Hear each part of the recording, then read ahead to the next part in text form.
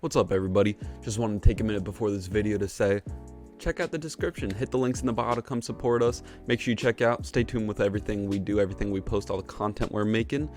Now let's get into it. What's up, everybody? I'm Kyle from The Spicy Take. A little rebranding happened. Let me not brush past that. We're gonna get into that at the end of this episode, but I'm excited. I'm fucking excited. Mach 1.0. Mach fucking 1.0 finally coming out. I'm ready. I've done my research. I flipped some pages. I've done my research, some digging. I'm ready to give y'all my informed. Just first, I wanted to wait till free agency was done, make an informed decision on every pick.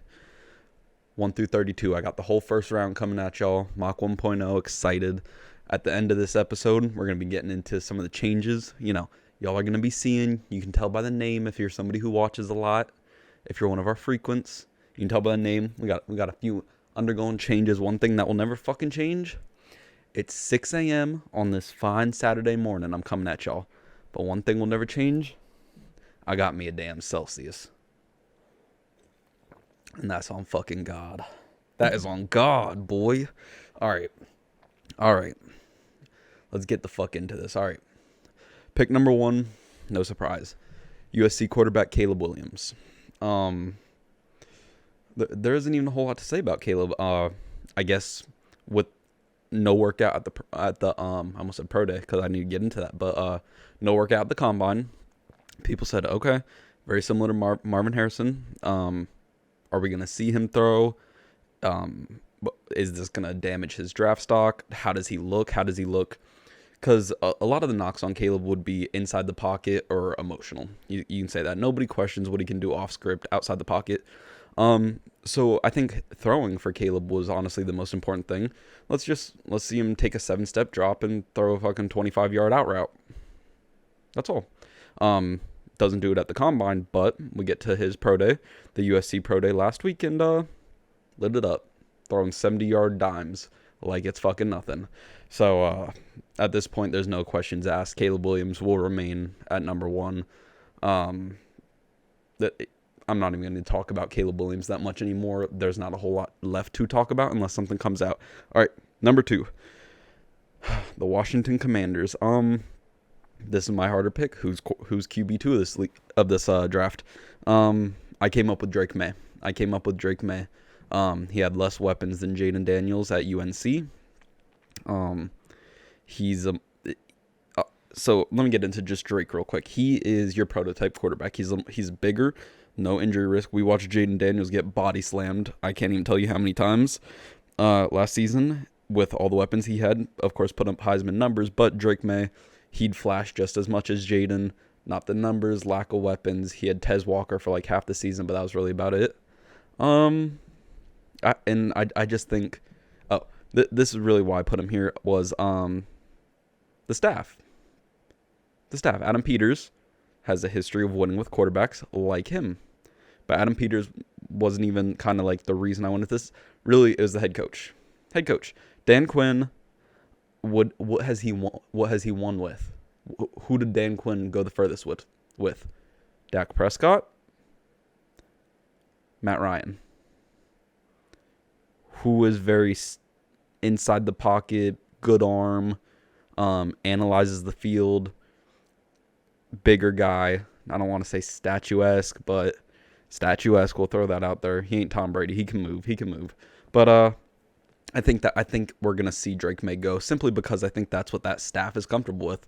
So yeah, Drake May should remain locked into my second round, or my pick 2. Fuck. I'm thinking fantasy football, I'm like 1.02, but then I don't want to say 1.02 because the second pick, there's a lot going through my head right now. Let's get to number 3, the Patriots. This was tough, man. This was tough because it's just, we saw Tom Brady there, we saw Mac Jones there. It's like Jaden Daniels does not typically fit what the Patriots do. But what, they're not going to draft a quarterback? They're not going to draft a quarterback? No, they're drafting a fucking quarterback. Jaden Daniels, let's just hope they get this right for him. Jaden Daniels is going to go there with no weapons. Very different from what he had at LSU. He's going to go into, New England's cold. You're playing in New England. You're playing in Buffalo. I guess you get Miami in division. That's your bright spot. You're playing in New York. You're playing in a loaded AFC. I don't love it. I think whoever does go to New England is truly not going to work. Not because of them, because of New England. I don't love the coach, Gerard Mayo, new coach, defensive-minded coach. I just don't see how it works. I hope it works. Jaden Daniels has some amazing potential. He, outside of Caleb Williams, I think is the highest ceiling guy. We'll see, man. We'll see. Coming out number 4, the Arizona Cardinals selecting, no surprise, Marvin Harrison Jr. I don't have to spend a whole lot of time on this. Wide receiver 1 for the last 2 years, basically. Only knock would be he hasn't worked out. You can question if he's hiding something. Malik Neighbors seems to be, I don't want to say rising in draft stock because he's already, 2-3, him and Rome. But it's tough. I agree that Marvin Harrison might not be the highest ceiling. He might not. He's the highest floor. No matter what, him or Rome, highest floor, I'll take Marvin. But he's the highest floor guy. Highest ceiling, Keon Coleman, Brian Thomas, Malik Neighbors, Xavier Worthy. Marvin Harrison, he has far more. He's not going to be a bust. It's just, is he going to boom? I don't know. But I think Cardinals play it safe. Get Kyler some help. Marvin Harrison Jr. I think those 4 are kind of locked in at this point. You can argue, Daniels, May. You can say you can make the argument Daniels 1 overall. I don't think that happens at all, but I've seen that. This is where it really starts, man. This is where the draft starts. Coming at number 5. Nope. I want to say it. Don't do it, buddy. Don't do it. Joe Alt, I didn't want to do it, but this is who they're going to go with. I want them to take Brock Bowers, but they're not going to take Brock Bowers.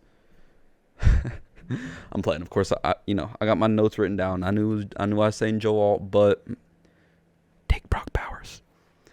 No, they'll take Joe Alt. It fits with Jim Harbaugh as much as Bowers does, but protect Herbert. I'm assuming they'll figure out a way to get him a weapon, whether it be through a trade, whether it be 2nd, 3rd, 4th round. They will get him help, you would hope. But yeah, Joe Alt, best tackle. I'd call him generational, honestly. I think that he is going to be a cornerstone for whoever takes him for the next 10 years.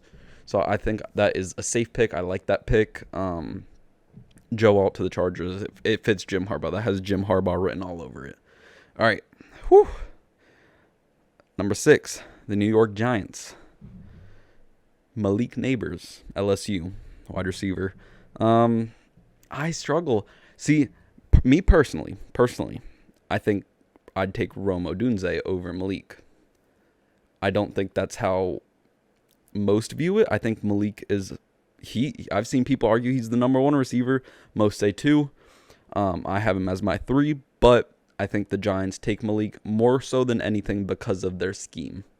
You have an O-line that is not good. You have a quarterback who doesn't really excel at the deep ball. You have Darren Waller, who's a bigger guy. So when I look at what they need, I'm looking, okay, Rome is not that both can't go deep. I think Malik Neighbors literally led the country in catches of over 30 yards. But Malik also, he seems to be just an intermediate route running weapon. Dude runs the whip route as good as anybody. Rome kind of reminds me almost like a Devontae Adams.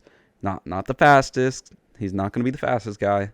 He's not going to go up and grab it like Keon Coleman. He's not Mike Evans, But I think schematically, in terms of that O-line cannot protect, we need somebody who's going to be able to get off a 3-step slant and just, beat their DB, get the ball in their hands.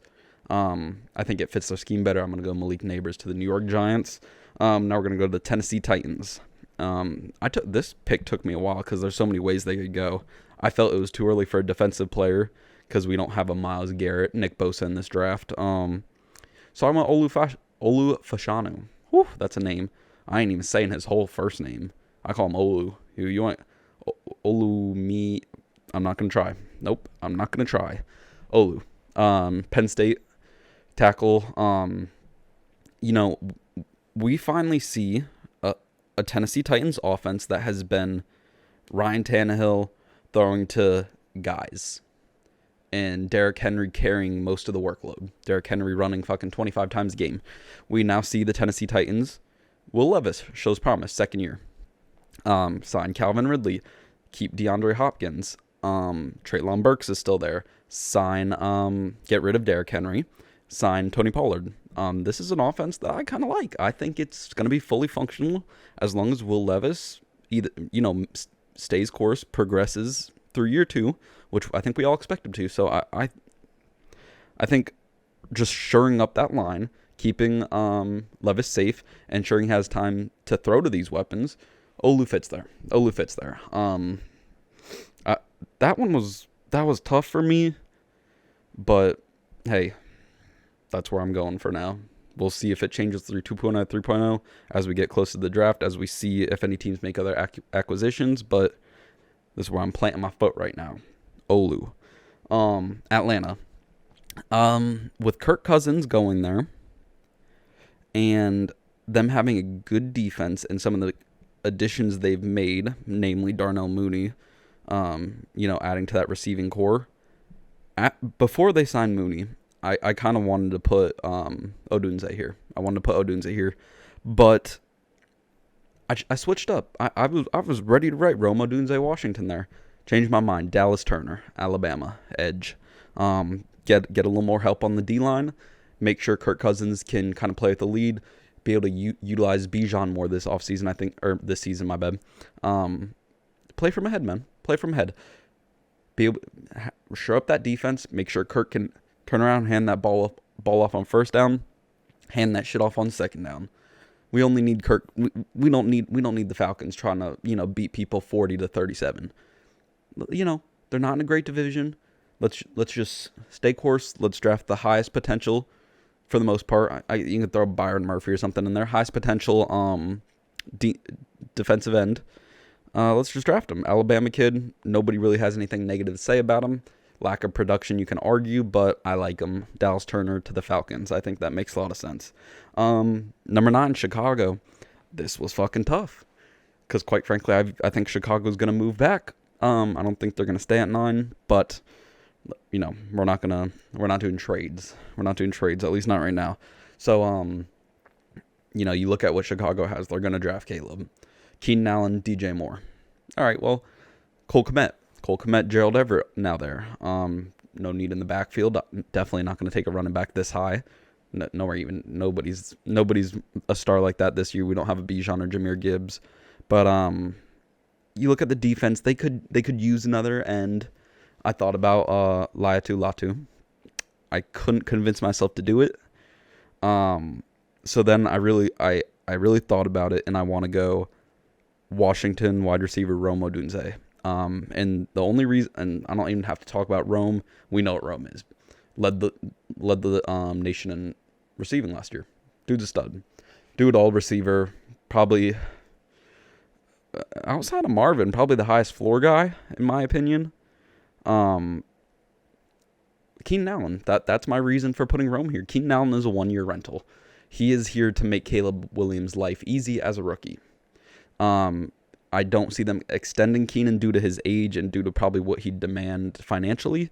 So I think Rome comes in, phenomenal number 3 receiver that is a top 5 trio in the league, probably top 3 really, but Keenan's contract would be why I put Rome here. That's really all I can cite for y'all. But it makes sense. Little nose itch happening. All right, number 10, the New York Jets. I like what they did in Mike Williams. We're going to go ahead and add to that offense. We're going to take Brock Bowers. The slide stops here. Brock ain't going any further down than 10, man. No way. Brock Bowers to the New York Jets, tight end out of Georgia. Ultimately, I think it's all about Aaron this year. We have Garrett Wilson. We have now Mike Williams. Conklin's a good tight end, but nobody's going to... I wouldn't rely on that. You have Breece Hall in the backfield. Aaron Rodgers needs help, man. So here, let me just give you 2 reasons. 1, a tight end can help in the blocking scheme. That not only helps Breece Hall open run lanes, and another threat, so you can't just assume he's not going to play action, go straight to Bowers on a tight end screen or whatever. But So it helps in pass protection. Brock Bowers is good blocking tight end. Georgia asked their tight ends to block. So this was relatively easy for me as well. I like Bowers here. And of course, just the pass catching. I mean, they need pass catchers. Mike Williams probably going to fucking blow up a knee or something. I hope he doesn't. All health to him. But, Garrett Wilson, kind of smaller guy, could get dinged up. All health to him. We need another pass catcher. Aaron has 1 to 2 years left, realistically. So, let's get him some help. Number 11, Minnesota. So, Minnesota has 2 picks now in the first round. They're set at 11. I believe they're going to move up. But like I said, I'm not doing trades. I'm not going to organize a trade. Maybe as we get into mock 2.0, 3.0, I will. That is not happening right now.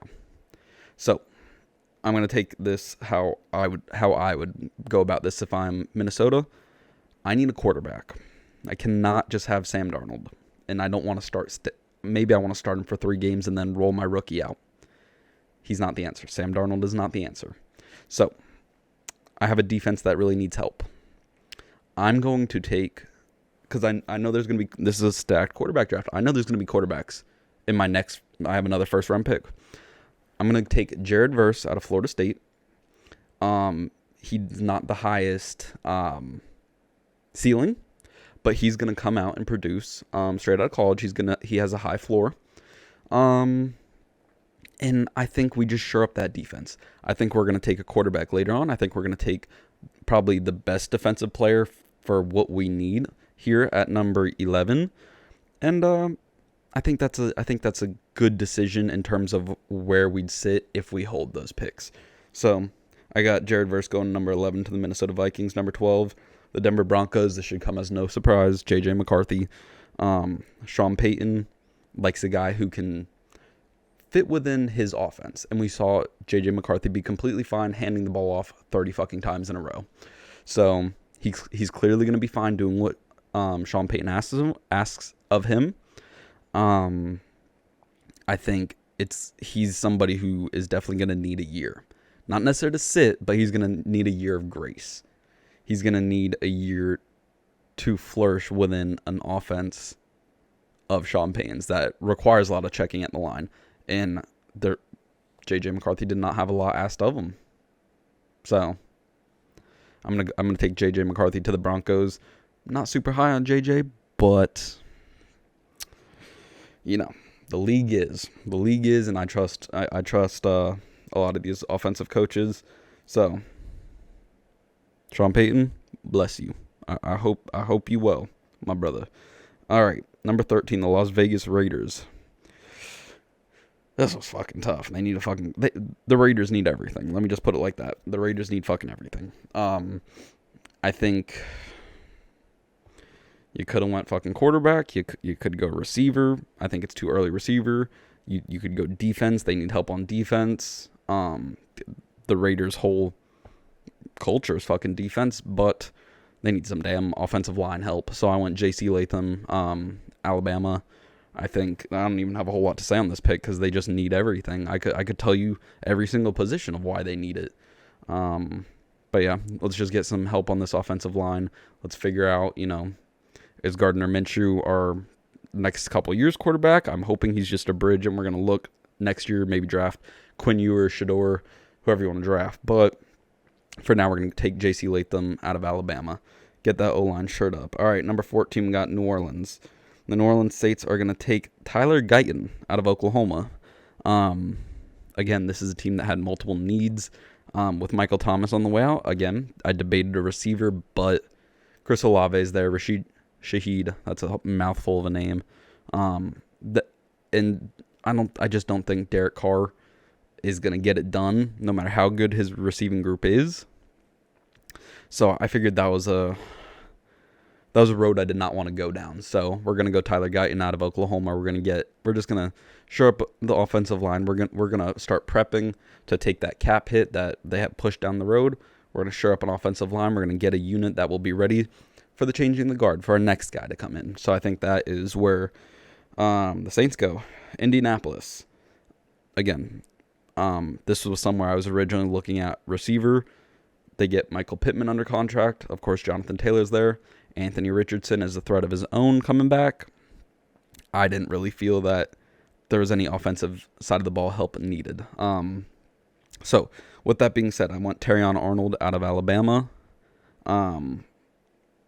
He's not I'm going to be honest, he's not my cornerback one coming out of this draft, but I think he fits their scheme more than anybody else. So, I took Terrion Arnold out of Alabama. That one was kind of a tough one, not going to lie. Number 16, Seattle. I have Troy Fautanu out of Washington.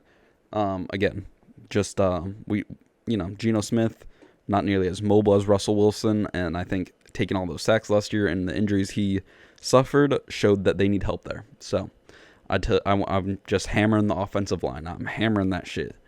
It's a good offensive line draft, so that could explain why maybe. All right, number 17, Jacksonville. Again, fucking tough. I wanted a good corner here. I did. I did not. So, Trevor Lawrence, generational prospect Trevor Lawrence, is not the generational prospect we thought he was. He's good. He is going to be as good as the situation he's in. He's one of those guys. I think I'd compare him very much to like a Derek Carr. If he's in a good situation, you'll win with him. Probably not going to win a Super Bowl with him, but you will win. So, Travis Etienne, phenomenal back. Last year, draft Tank Bigsby, good running back too. And then with the loss of Calvin Ridley, they bring in Gabe Davis. That is a downgrade. Christian Kirk, kind of a wide receiver 2 type of guy. Evan Ingram, while more wide receiver than tight end, is a good tight end, but nobody's going to consider that pass catching unit elite. So, I went wide receiver here. I did. I went Brian Thomas Jr. out of LSU. I think that can help Trevor really, really get. We've seen the Jags play. We see the same play every time. We see all these in routes. We see these outbreaking routes stay within 10 to 15 yards. Brian Thomas Jr. is a massive vertical threat. He is going to help really allow Doug Peterson and Trevor Lawrence to showcase an offense that stretches the field. So I think that's going to be beyond important this year for Trevor, especially as he's going to be going into his contract year. Get him some help. Let's see what he can do. After watching the whole Justin Fields thing, I want them to get this guy some help. I truly want to see what he can showcase, because if Trevor comes out next year, 4,600 yards, 30 touchdowns, 9 picks. All right, give that boy a contract. He deserved it. We've seen that with weapons. Trevor's good. So Brian Thomas Jr. Number 18, Cincinnati Bengals. This should be pretty easy. Come on, everybody, let's say it together. Offensive line. Protect Joe Burrow. Joe Burrow knees or elbows explode every fucking year. He's a top 5 quarterback, top 3 in my opinion, when healthy. Protect him. With that being said, Oregon State O-lineman Talis Fuaga. Did I say that right? Talis. I'm going to say Talis Fuaga. All right. I'm not even going to explain that pick. Y'all know why. If you watch football, you know why the Bengals need an O-lineman. All right. The Los Angeles Rams. Now, this was interesting for me. Immediately, I see the Rams come up. All right. We have the Rams, pick 19. Is Byron Murphy still on the board? Number 1 defensive tackle, in my opinion, on the board available. Because the department of Aaron Donald. I say, yes, he's still available. All right, we're going to go ahead and write that in. I said, whoa. They've drafted guys, later rounds, of course, that can develop in that D tackle spot. What they don't have is a great edge rusher. So then I look, all right, well, what edge rusher is still left? All right, well, me personally, I had number 1 overall edge rusher available on Laiatu Latu. Now, that didn't play out in my mock because the way I think teams will draft, because I'm doing this for accuracy. So Latu's still there. Let's put Latu there. I like that. We're going to not rely solely on interior pressure. We're going to put an edge guy there that is going to immediately make an impact. He is the most NFL-ready edge rusher in this draft. So, yeah, we're going to go ahead and throw him in there. we're because we don't have a whole lot of years on Matthew Stafford left. Let's be real. Cooper Kupp's getting older. They get Puka, phenomenal number 2. So this is a team that we call win now, and we're gonna help them win now with the most NFL ready-made pass rusher, Latu to the Rams at number 19 overall. All right. Woo. My voice, man. This is a lot of talking. All right, number 20. Pick 20. The Pittsburgh Steelers are going to go ahead and take Toledo cornerback Quinyon Mitchell. There are so many spots to go. I wanted to go receiver here again. I did not. Because of the quarterback situation. You have Russell Wilson on a 1-year contract. You have Justin Fields on essentially a 1-year contract. Do we go with a receiver, let's say Adonai Mitchell? Is a rookie receiver gonna make that big of an impact on 2 guys that we have seen not be able to compete even when they have number 1 receivers? So I went more of the route that Mike Tomlin and the whole Steelers culture is more susceptible to go, and that's defense. So I went Quinyon Mitchell, cornerback, Toledo. All right. Miami. This one does not need a lot of time. Christian Wilkins leaves. We're going to bring in Texas D tackle Byron Murphy. Doesn't even need explanation. He's my number 1 D tackle. Miami just fills a spot of need. Keep on moving. They don't even have a whole lot of needs, especially on the offensive side. Defense, yes, especially with the departure of Xavier Howard. But I think they'll be okay at corner. They had some pieces there last year. Go ahead and shore up that D-line. Whew, this voice is getting tired, man. All right, number 22, the Eagles. Again, pretty easy. I don't even need to take that much time on it. Jason Kelsey leaves. Let's bring in Oregon center, Jackson Powers-Johnson. Number 1 center coming off the board to the perfect spot. We're going to just keep protecting Jalen Hurts. We're going to have Saquon Barkley some big old run lanes. And we're going to keep on chugging because they're in win now mode. All right, number 23, the Minnesota Vikings. Now, what did we talk about? Hold on. Celsius break.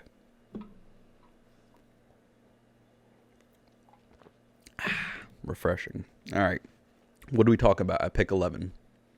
We're going to take the best defensive player at pick 11 because we know we're going to have quarterbacks available come later. So at number 23, I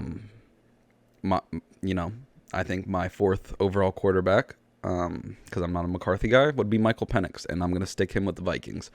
I think he is probably the most NFL-ready quarterback. He distributes the ball fantastically to his weapons. We saw that last year at Washington, bringing them to the national championship. Beautiful deep ball. Beautiful touch. Not the most mobile guy. Thankfully, the Vikings don't have some horrible offensive line. Michael Penix goes in there under an offensive coach. Jordan Addison, Justin Jefferson, TJ Hawkinson. I think that is a perfect spot. I think that's where he ends up. And I think the Vikings absolutely nail this draft if they go this route. Now, I think they trade up with those picks, but if they go this route, I will love that shit for the Vikings. I will be on the Vikings train. So, Michael Penix Jr. to the Minnesota Vikings. All right. Woo, number 24, the Dallas Cowboys. This is a little controversial. Dallas Cowboys. No running back. Can't take a running back here. Hell no. Not in this running back draft. But we know that offense needs help. All right, with those pieces, CeeDee Lamb's really the only guy that I will depend on as playmaker there. Michael Gallup no longer there. Brandon Cooks, who the fuck knows what's happening with Brandon Cooks these days. So we're going to get Dak Prescott some help. We're not just going to get him any help. We're going to get him the biggest vertical threat in this bunch. We're going to take Texas wide receiver Xavier Worthy, Captain 421.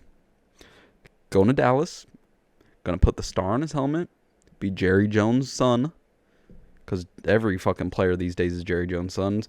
Dak Prescott, CeeDee Lamb, Micah Parsons. Everybody. Jerry is like so faithful to his own. So, we're going to see Xavier Worthy spend the rest of his life in Cowboys uniform. And I'm fucking here for it. Catching deep balls at AT&T. Let's fucking go. All right. Woo. Who's next? 25. The Green Bay Packers. This is interesting. All right. Green Bay. We're going to go edge. Chop Robinson out of Penn State. We saw him take Lucas Van Ness last year. Has not panned out amazingly. I wouldn't call him a bust. I wouldn't call him a boom. We'll see what he is in year 2, but they need more help on that D-line. We saw the offense and all those young pieces add Josh Jacobs. They're going to be fine. I don't see him going any receiver, tight end, nothing like that. So, yeah, D-line, their secondary is pretty good. We're going to take D-line, Chop Robinson, very good player. Coming off the injury, that's the only concern, but I like him. I like him here. I like him going to Green Bay under that system. I like that shit. All right, Tampa Bay, hometown team. I got him taking Iowa cornerback / safety, Cooper DeJean. DeJean is a safety with the ability to play corner who has a unique ability to play slot corner. You don't find many people who can do that. I think that fits what Tampa needs with the loss of Carlton Davis. I think Tampa needs defensive help no matter what. I wanted to go D-line, but I see the Packers swipe and chop before Tampa could. So I went Cooper. I think that is a good pick. Cooper DeJean, Iowa cornerback. We're going to get some Hawkeyes up in Tampa Bay. All right, next, 27, Arizona. Now, this is interesting for me. All right. Arizona needs help. They need defensive. Jesus, tip of my nose is going crazy. They need help. They need defensive help. We ain't going defense.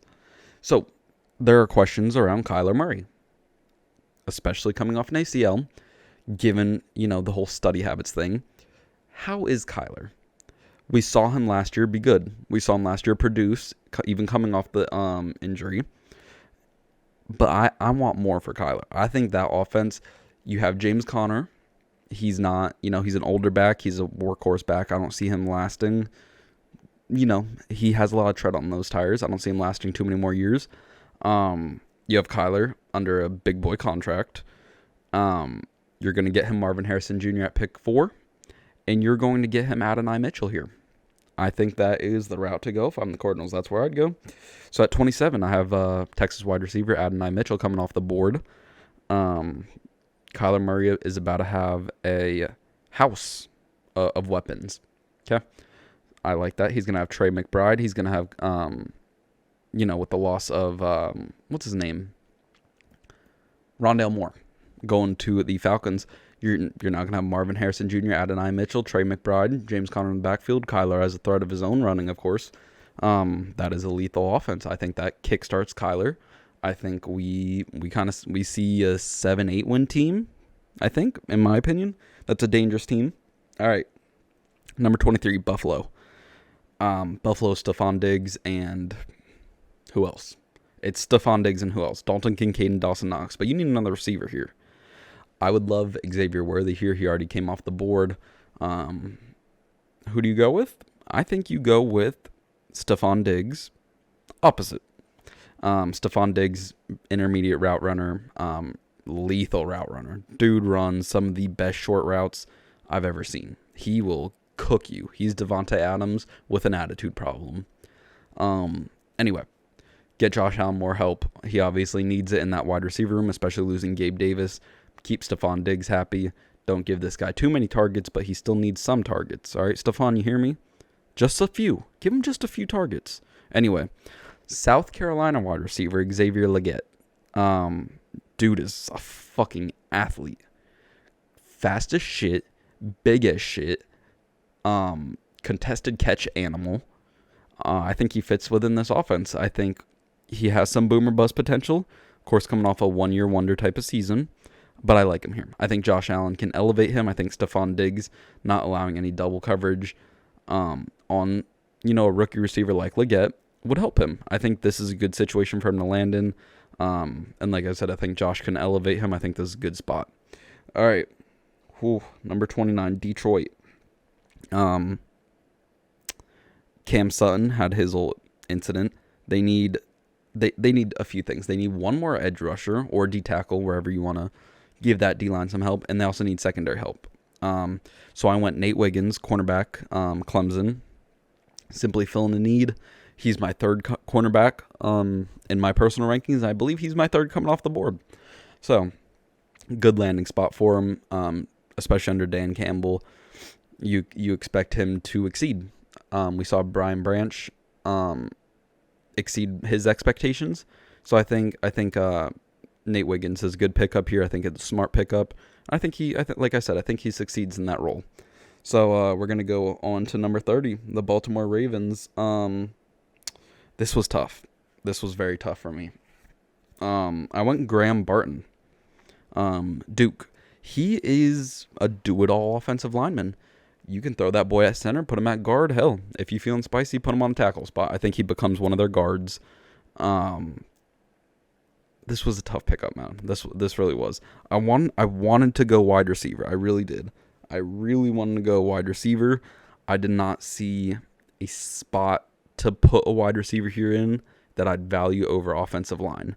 So we went ahead and went offensive line. We went do it all because they do sustain injuries there. Baltimore, that offensive line has been injured for 3 years now. Not one particular guy, but piece by piece. So we went ahead and put Barton there. Kind of a do-it-all lineman. I like that. All right, number 31, the San Francisco 49ers. I went Amarius Mims. Again, offensive line help. Protect Brock Purdy. Give Christian McCaffrey more open running lanes. And as the Niners see a cap come up, they see that they see really the blowback from the Trey Lance trade. They've had to pay free agents. They've had to extend guys maybe they wouldn't have extended. Eric Armstead maybe. Where they've had to have this dead cap money or just high salaries that they're paying because of a trade that they should have never made. So I think Amarius Mims is one of those guys who can become a cornerstone of that offensive line, somebody who's well worth paying, but somebody who's going to be playable for 4 years before you even have to give a contract to. And I think that really could help out the Niners. I think that's the route they go. Last but not least, the Kansas City Chiefs. Reigning Super Bowl champions, hoping they can get a three-peat. So that defense is good. I thought about going cornerback because the Titans trade for L'Jarius Sneed. I couldn't convince myself to put a corner here. I thought about Kool-Aid McKinstry out of Alabama. I don't think they go that route. I think we've seen with the Hollywood Brown acquisition that they're going to go in on Patrick Mahomes. They're going to give him some weapons. I think with the tape put on, how Patrick Mahomes has exceedingly become less deep ball reliant, become more intermediate short route reliant. I think they're going to take Georgia receiver Ladd McConkey. That'd be where I go. Get him a receiver that very similar to Rashee Rice that you're going to keep under this rookie contract. You're not going to be paying a lot, and just keep that offense cheap as your defense now. It was offense expensive, defense cheap. That defense was very cheap this year. As these guys who are very good, Trent McDuffie, as we've seen this year, L'Jarius Sneed, they had to let him go. Chris Jones getting paid this year. As that defense becomes more expensive because you've drafted well, let's revert to a cheaper offense, building through the draft, getting Patrick Mahomes help. And then we'll just cycle through. That is how I believe you three-peat. Go ahead and take Ladd McConkey at number 32. Get Patrick some weapons. Make that Chiefs team dangerous. All right, y'all. That was my 32-team mock draft 1.0. We're going to have more coming at you, which I'll think about a mock draft Monday. Not this Monday because I'm doing this one on a Saturday. Next Monday. Mock draft Monday. Every weekend, or every weekday, every Monday leading up to the draft. Mock draft Monday. I just came up with that and I like that. So we're going to do that. All right. I got one more thing for y'all. Anybody who watches our shorts, anybody who watches the podcast, would see that normally there's two of us. Our boy has run into some, let me not say run into. He's just busy. He's busy these days. He's going to come on when he can. He'll help out when he can. Still, make sure you're watching on Twitch. Any fights. We got UFC 300 coming up. We got boxing events coming up. Tyson Paul, Misfits. We're watching every event. We're going to be watching the NFL draft live on Twitch. I want y'all to come check that out. But just want to let you know, nothing crazy happening. He didn't die. He didn't quit. He's just a busy man. Busy fella. So that's just that little update. Want to fill y'all in there. Leave nothing to the chat or imagination. But that's my mock draft 1.0. That's going to be this episode. Just wanted to get a podcast out, really. Just wanted to get y'all some content. Want to chop it up with y'all for a minute. Woke up extra early, feeling nice. Coming at you Monday through Friday next week and from there on. And appreciate y'all watching. Appreciate the support. Go and hit that subscribe button below. Make sure you leave a comment. Let me know what you think, for real. Because, comments and other people's opinions can really shape a 2.0, 3.0. So, yeah, make sure y'all check out the description. Hit the links. Check out the social medias. I appreciate y'all watching. Have a blessed one. Have a blessed weekend. I'll catch y'all on the next one on Monday.